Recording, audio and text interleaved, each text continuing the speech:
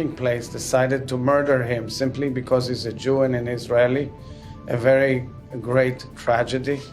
Last night, we've witnessed a suspected major terror attack in Tel Aviv, which is under investigation with a possible suicide bomber. And this morning, our soldiers have been attacked in Yara. Yara is on the border with Lebanon by Hezbollah terrorists with drones. And there is information that we have suffered possible casualties.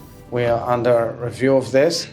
And this is the way we are living these days. We are surrounded by terror from four corners of the earth, and we are fighting back as a resilient and strong nation. It also is reflected in the attitude of Hamas in the negotiations for the release of our hostages.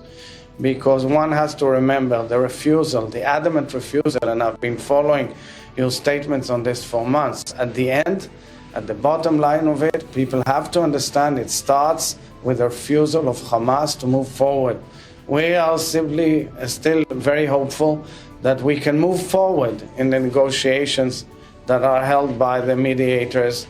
And I want to thank the United States, Egypt, and Qatar for their efforts on behalf of this noble cause.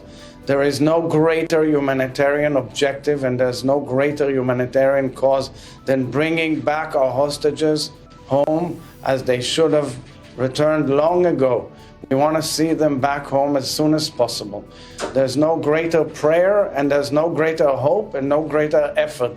Turn everything possible to bring them back home. And it is, in fact, the top agenda of world affairs these days, as projected by Security Council resolution, which you, Mr. Secretary, have brought forward and passed in a historic step, as well as, of course, the conclusions of all the leadership of the world in the G7 on this issue. So let's try our best and all our efforts to bring them back home alongside with protecting Israeli security interests.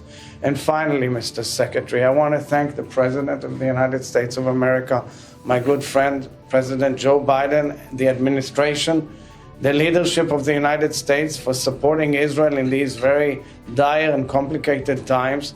You've amassed a very powerful and impressive coalition of armies, navies, and powers that are here to protect the interests of the coalition of nations that wants to move towards peace and a better future in the Middle East against the empire of evil, which starts and emanates in Tehran.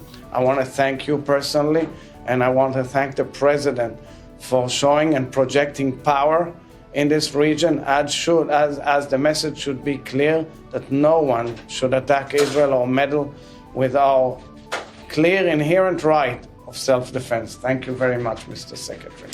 Well, Mr. President, thank you very much. It's always good to be with you and good to be back in Israel. This is my 9th visit since October 7th to Israel, to the Middle East. And this is a decisive moment, probably the best, maybe the last opportunity to get the hostages home, to get a ceasefire, and to put everyone on a better path to enduring peace and security.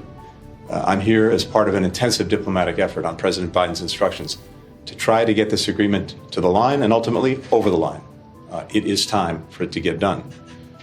It's also time to make sure that no one takes any steps that could derail this process.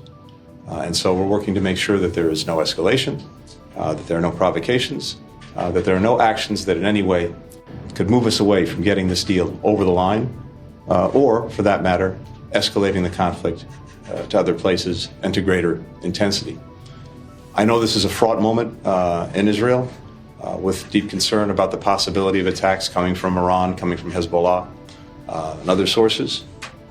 And as you heard the President say, the United States has taken decisive action to deploy forces here to deter any attacks, and if necessary, to defend against any attacks. But the focus of my visit is intensely on getting the hostages back, getting the ceasefire done. It is time for everyone to get to yes and to not look for any excuses to say no. I look forward to the day ahead, seeing the Prime Minister, Defense Minister, other senior officials, but as always, a pleasure to start the day with you. And let me say finally that we mourn the losses that the President has just shared over the last 24 hours. Thank you. Thank you very much.